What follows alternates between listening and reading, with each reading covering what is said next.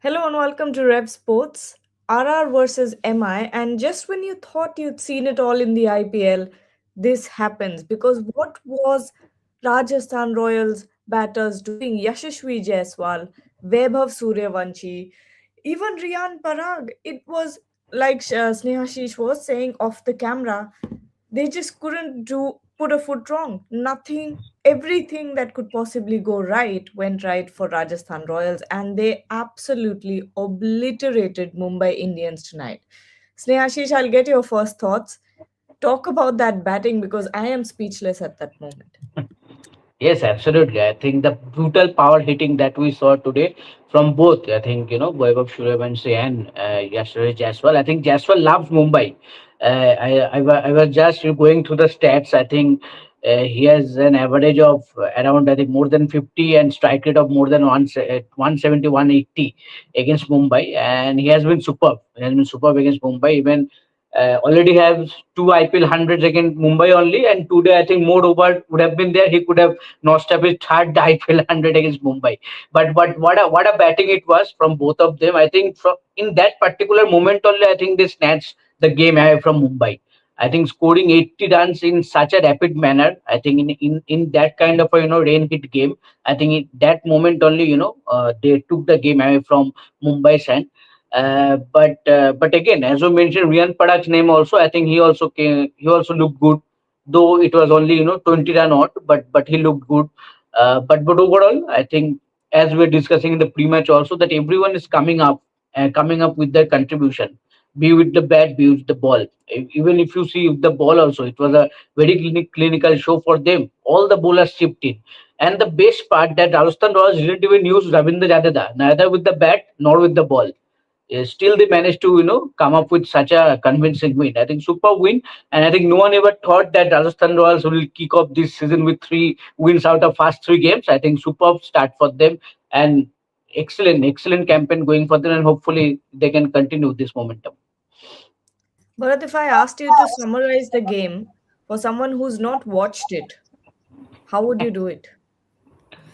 Oh, great performance from Rajasthan Royals, and that was an abject poor performance from Mumbai Indians in terms of their bowling, especially their bowling. See, to put it in simple words, there would have been some moisture up front because it rained quite a bit. The first ball that Deepak Chahar, known as a kiss the surface swing bowler, went and bowled short. It made absolutely no sense because you're a swing bowler, you're a seam bowler, you have to pitch it up.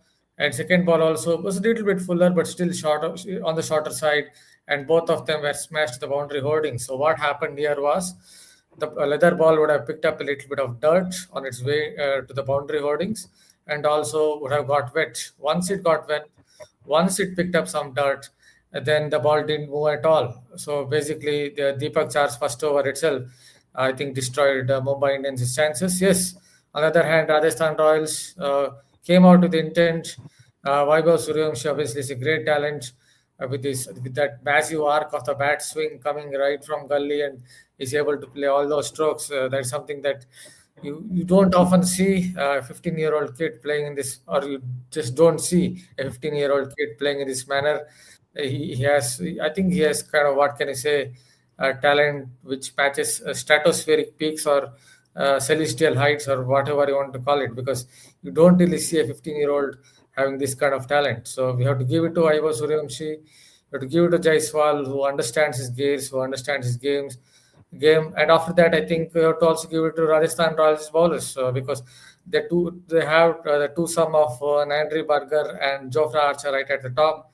They picked up a wicket each. So from straight away from at the start itself, Mumbai Indians had lost a couple of wickets, and after that, other bowlers bowled pretty well. Yes, for some reason, Rajasthan Royals fielders don't take the catches of Jofra Archer. I don't know what it is. Last season, also, they dropped some 7, 8 catches of his bowling.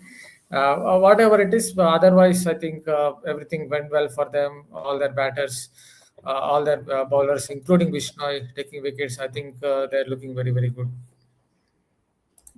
I'm going to now take this time to ask questions about Vaibhav now. Shorjani, talk about that opening partnership between Yashasvi Jaiswal and Vaibhav Suryavanshi. Ahead of the match, we spoke specifically about Vaibhav versus Jasprit Bumrah, and What did you think of that little battle tonight? Definitely, I mean, hitting Jasprit Bumrah for a six in the first ball that you're facing, I mean, it takes a lot of courage and a lot of guts to be out there. And to be very honest, we all saw Bumrah also had a smile on his face because he knew that his line and length was a little off in the first ball.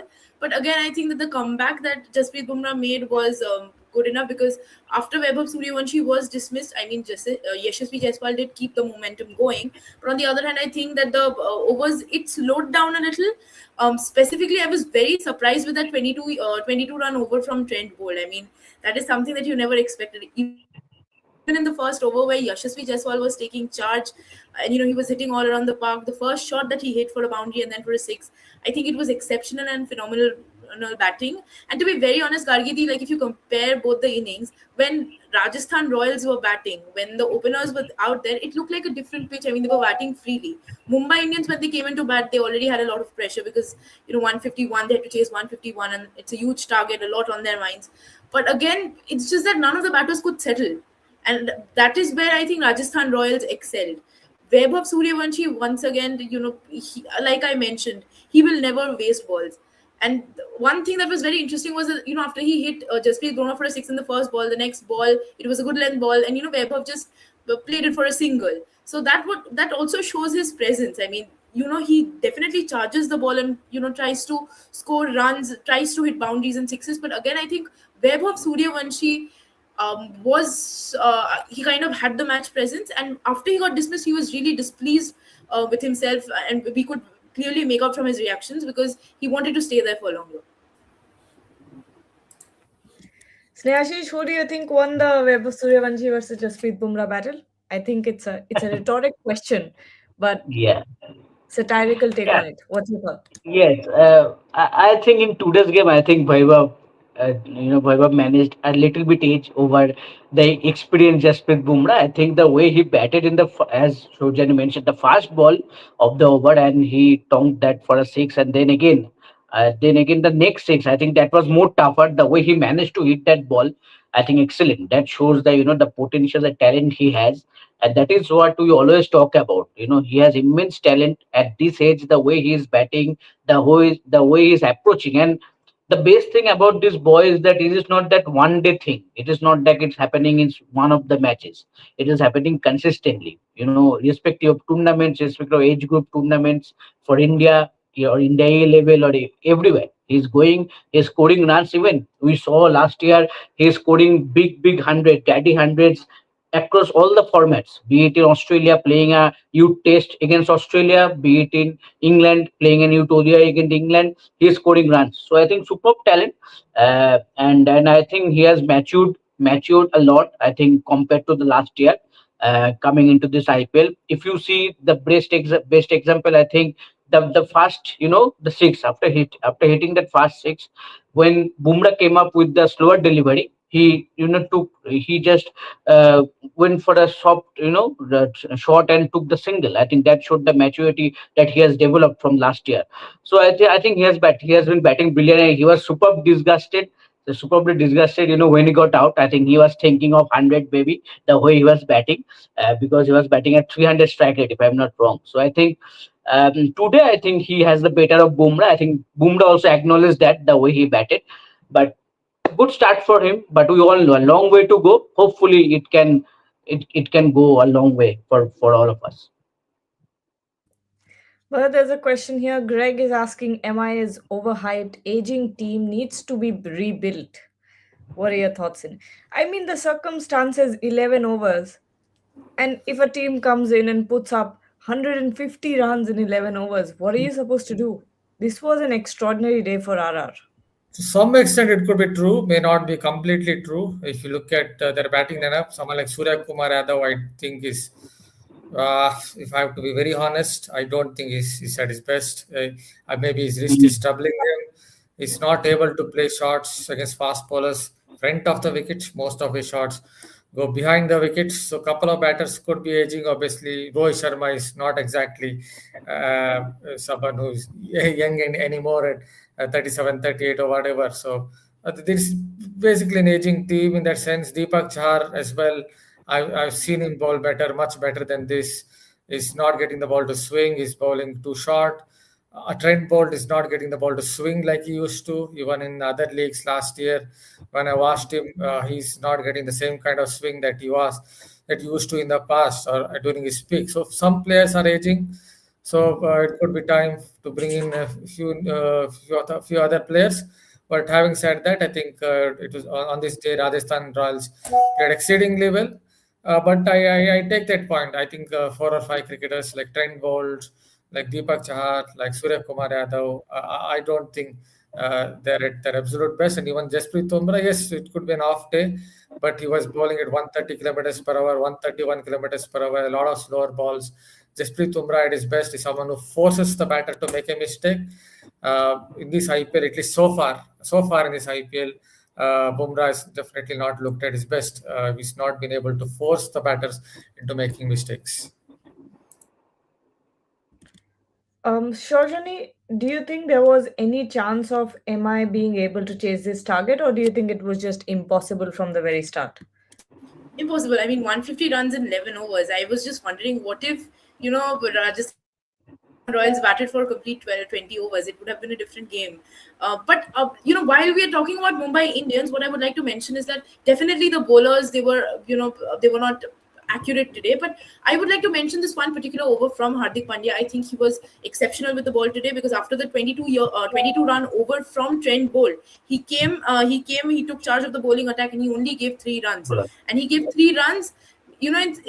While Rajasthan Royals, while Yashasvi Jaiswal and Vaibhav Suryavanshi were unleashing a carnage, it was Hardik Pandya who came in and took control of things. So I think, he stepped up as a captain for the team, and I think he was the most economical bowler today. And if I have to mention a little about the bowling attack as well, I think Allah Ghazan for the first match against KKR, he was, he gave a lot of runs, he conceded a lot of runs. But today, with the 2 wickets of Rian Parag and if I'm not sure, I think.